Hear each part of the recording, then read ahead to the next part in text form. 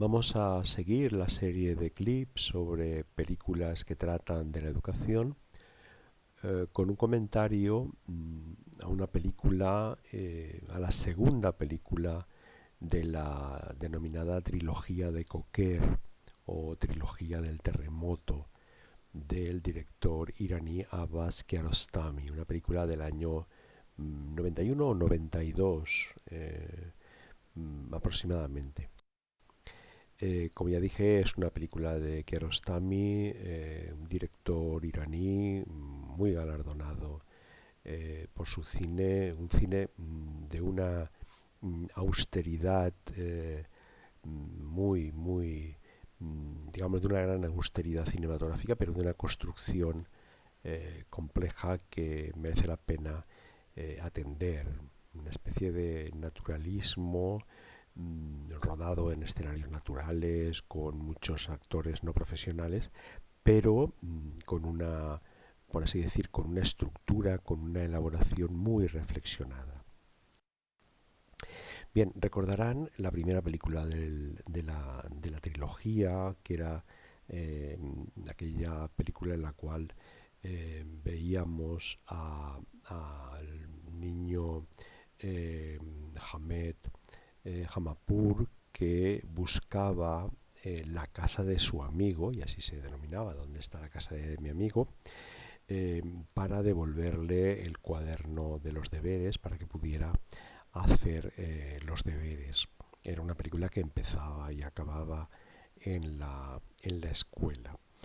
Recuerdan que el entorno, como ya comenté en el clip, en el segundo clip, era el entorno de las montañas que están en el norte, hacia el norte de la capital de Irán, que es Teherán.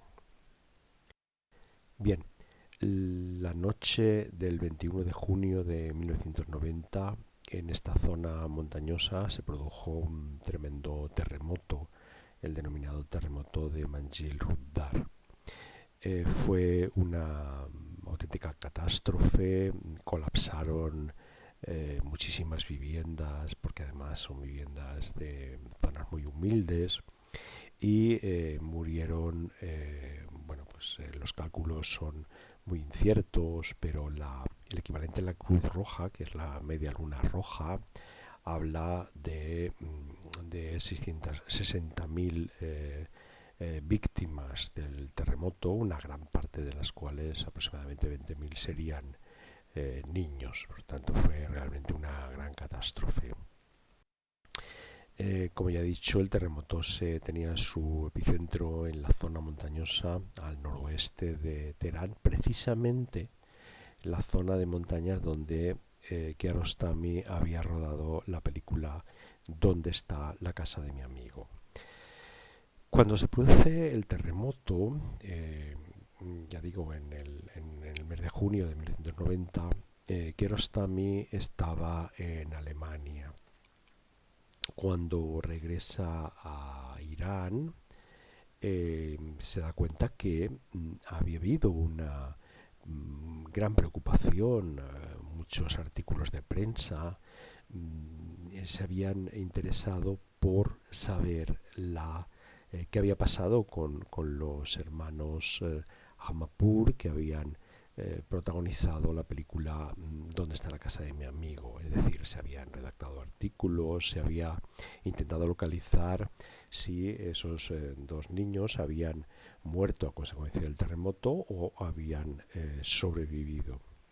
Entonces, Kiarostami queda muy impresionado por el interés que habían despertado estos protagonistas de su película, cuando realmente habían habido miles de víctimas. Y entonces organiza una segunda película, que es esta película que voy a comentar, que es Si la vida continúa. Por lo tanto, en esta película, La vida y nada más, o La vida continúa, va a utilizar los dos recursos que hemos visto en el clip anterior, comentados de Close Up, que eran, por una parte, personas que se interpretan a ellas mismas, y por otra parte una especie de desdoblamiento de los directores, de manera que Esto produce un efecto realmente muy interesante en la película, porque la película, por así decir, se escapa de la ficción, es decir, o al menos atraviesa una línea de sombra en la que muchas veces no estamos seguros si lo que estamos viendo es un documental o es una ficción. Es decir, por decirlo de alguna manera, lo que pretende Kiarostami es salir del ámbito de la pantalla, o que el espectador gire la mirada a la realidad que le envuelve. Es decir, no utilizar el cine como un entretenimiento con happy end, sino abrir el cine a los problemas reales. Esto ya lo vimos en el cortometraje del pan y la callejuela, o lo vimos también un poco en Dónde está la casa de mi amigo. Esto lleva también a algunos está relacionado con algunos aspectos fílmicos, por ejemplo, la renuncia al plano contra plano, es decir, no van a encontrar prácticamente plano contra plano. Bueno, les sugiero que busquen por internet qué significa esto del plano contra plano, el uso de la cámara fija, el uso de la acción fuera de cuadro, es decir, a veces los personajes hablan pero no están enfocados, el, la ausencia de efectos especiales y prácticamente también la ausencia de flashback, es decir, solamente vamos a ver un flashback en toda la trilogía. Es decir, el tiempo de la narración siempre es un tiempo progresivo, por así decir, no hay vueltas atrás, ¿no? Bien, vamos a ver más en detalle esta película sobre la vida y nada más, o la vida continua, cómo está estructurada a partir de estos elementos. Bueno, antes me gustaría también decir que Kiarostami tuvo una formación árabe, aunque luego no era una persona particularmente religiosa, pero conocía bien el Corán y declaró, después de haber rodado la película, que en su inconsciente también estaba presente la Sura 99 del Corán, que es una sura que, bueno, pues extraordinariamente, porque no es propio del estilo del Corán, habla de una especie de apocalipsis, de día final, donde hay una especie de terremoto, y bueno, y después de esa especie de terremoto, bueno, pues los supervivientes emergen y son juzgados. Bueno, pues esta idea de la gente que emerge después del terremoto, que por así decir sale de las ruinas y que reconstruye, es la que también impulsa la película. La película comienza con un plano en el que vemos una caseta, un cobrador de autopista. Van pasando los coches y escuchamos, es muy importante, escuchamos de fondo la radio que está explicando las consecuencias devastadoras del terremoto que se acaba de producir. Es decir, estamos en 2, 3, 4 días después del terremoto y bueno, y hay llamamientos en la radio para que la gente colabore con la Media Luna Roja o que acoja niños que han quedado huérfanos a consecuencia del terremoto. Van pasando los coches por este puesto de peaje de la autopista y llega una persona que pregunta si la autopista estaba cortada, porque la víspera había ido, le habían dicho que no estaba cortada, pero luego se había tenido que volver a Teherán, la capital, porque sí que estaba cortada. Este personaje, que es el que tienen ustedes en la imagen, en ningún momento nos aparecerá su nombre, pero por lo que él dice, a saber que es el director de la película Donde está la casa de mi amigo, pues es evidentemente Kiarostami, pero no es un Kiarostami real, es un actor que interpreta al director de la película Donde está la casa de mi amigo, que es a su vez el director de esta película de la vida continua. Bueno, ya sabemos que es, por tanto, digamos, un personaje que interpreta a Kiarostami buscando los niños, a ver qué ha pasado con los actores de su primera película, con lo cual ya no está refiriéndose a los hermanos Ahmadpur como personajes de la primera película, sino como personas reales. Es decir, qué ha pasado con estos niños. Bueno, esta manera de rodar en la cual pues los protagonistas se desplazan en un coche y vemos a partir de las ventanillas del coche la realidad, que va a ser buena parte de la película, y la vida continúa. Bueno, pues se mantiene en otras películas de Kiarostami. Aquí les he puesto algunos fotogramas de Entre los olivos, que será la tercera de la trilogía. El sabor de las cerezas, que también fue una película muy galardonada. El viento nos llevará, que es otra película realmente magnífica, muy reflexiva sobre la función del cine. O Copia certificada, que es una película rodada, por así decir, en Europa, ya no como las anteriores rodadas bueno, en Europa, en el centro de Europa, no como las anteriores rodadas en Irán.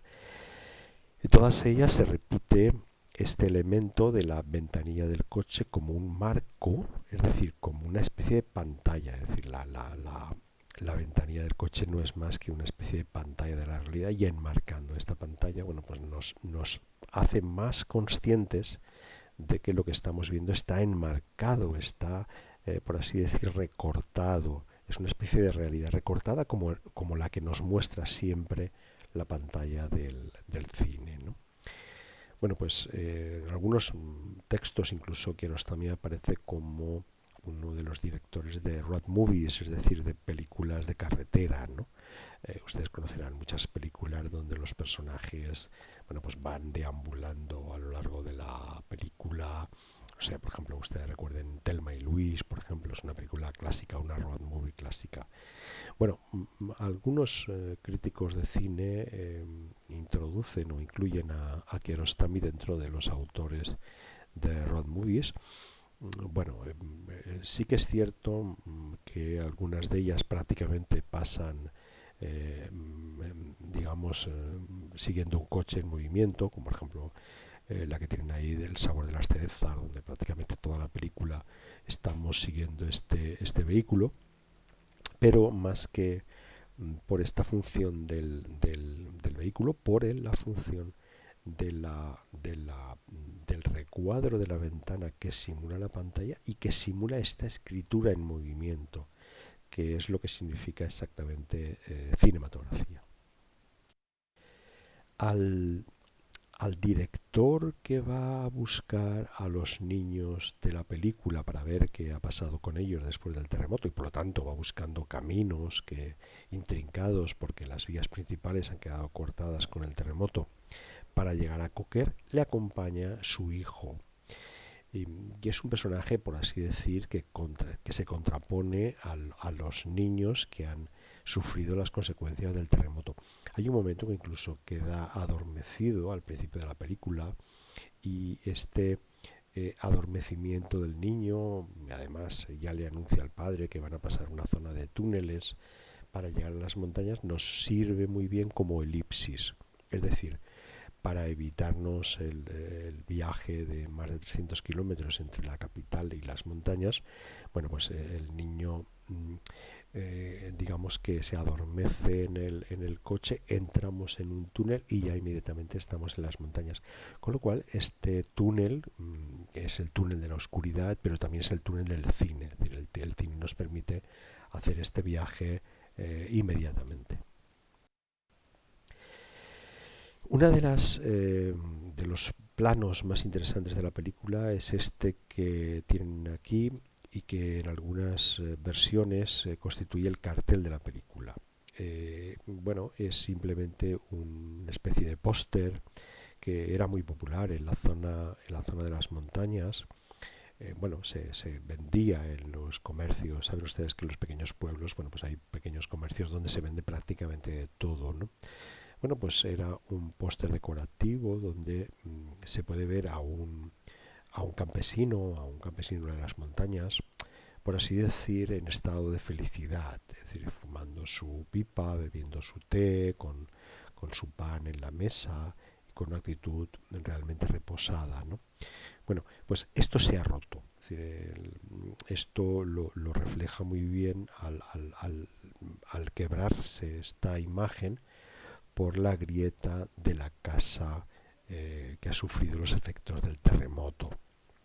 En algunos libros podemos ver cómo rodaron esta, esta secuencia o este plano, prácticamente plano fijo, pero bueno, es un plano fijo que tuvieron que primero buscar una grieta real, después colocar el póster, perdón, luego iluminarlo por detrás para poder ir rompiendo el póster para que diera la impresión de que se había roto con el terremoto, ¿no?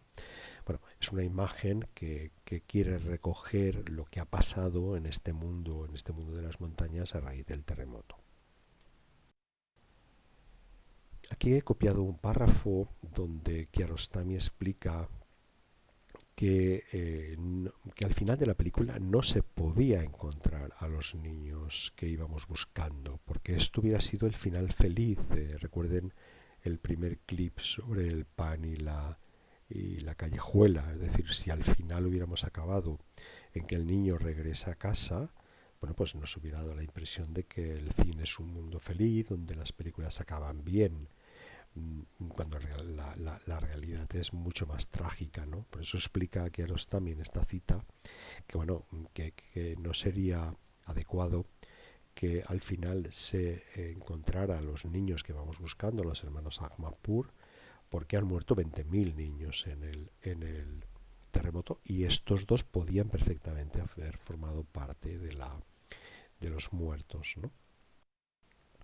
Que al final lo que encuentra el director o el personaje del director, aunque sigue camino hacia Cocker, no sabemos al final es un final abierto, hay muchos elementos de las películas de Kiarostami que quedan abiertas, ¿no? Bueno, pues aparecen otros dos niños de la película que son los que vamos a encontrar, pero no los protagonistas que vamos buscando, ¿no? Fíjense ustedes cómo incluso podríamos haber titulado a esta película con el título de la anterior. En definitiva, lo que va el director es continuamente preguntando ¿dónde está la casa de mi amigo? O en este caso de sus pequeños amigos, los hermanos Ahmadpur. También, bueno, explica también el sentido de el último plano, donde vemos un individuo subiendo por una... Bueno, los individuos empiezan a recuperarse y por lo tanto van buscando pues una botella de butano o cualquier cosa para reconstruir las viviendas, ¿no? Me gustaría llamar la atención sobre dos elementos de la película. Uno es la presencia de este personaje con un traje que se acaba de casar, es un recién casado, que es Hussein, ¿no? El director se encuentra a este personaje que, bueno, pues como él explica, bueno, tenía previsto casarse cuando se produce el terremoto, entonces, bueno, pues siguiendo la tradición tendrían que haber ido a la familia a preguntar a los ancianos si tendrían que guardar luto o cuándo tenían que casarse después de la desgracia familiar, pero al final deciden no hacerlo porque tampoco, bueno, pues hubieran pospuesto la boda y además no se hubieran puesto de acuerdo los ancianos, con lo cual han decidido contraer matrimonio, ¿no? Es una especie de mensaje de esperanza porque bueno, pues la vida continúa y los jóvenes vuelven a casar, vuelven a fundar familias a pesar de la catástrofe. Es un mensaje de esperanza aparentemente, y esto es algo que Kiarostami desvelará la siguiente película de la trilogía, ¿no? Porque es este personaje el que hemos visto, veremos subir por el mismo camino en forma de Z de la primera película y descubriremos en la tercera película por qué está subiendo por este camino, ¿no? Por lo tanto, mucha atención a la secuencia donde aparece este Hussein, es el nombre que tiene el personaje, porque va a ser muy importante en la tercera película. Hay otra secuencia que realmente es muy llamativa y que hay que comentarla con mucha atención. El director y su hijo van con un pequeño coche Renault recorriendo las montañas buscando llegar a Coquer para interesarse por qué ha pasado con estos dos niños, y en un momento concreto recogen a una persona en un camino que va trasladando una especie de váter plano, una taza turca que ha encontrado para instalarla en su casa.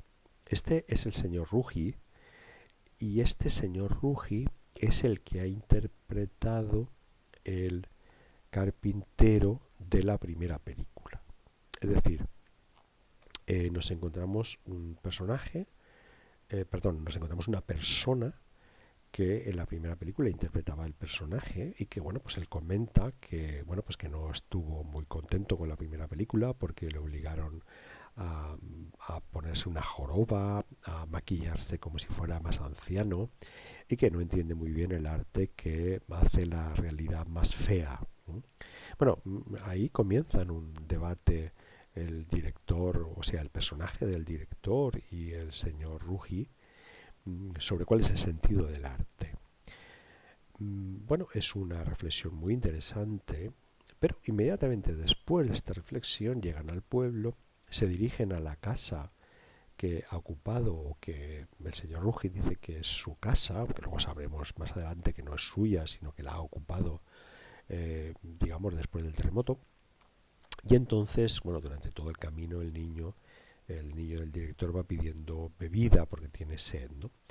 Entonces el señor Ruggi le dice que le va a dar agua y sube a la primera planta donde hay un grifo de agua y se pone a buscar un pequeño bol, un recipiente para darle agua al niño. Entonces no lo encuentra y mira la cámara y le dice al director que no encuentra el bol para seguir la actuación, ¿no? Pero al director que se está dirigiendo el señor Ruggi no es al personaje del director, es decir, no es al personaje que interpreta Kiarostami, sino al director real de la película. Es decir, lo que está haciendo es lo que se suele decir romper la cuarta pared, es decir, se está dirigiendo a cámara porque está hablándole al director.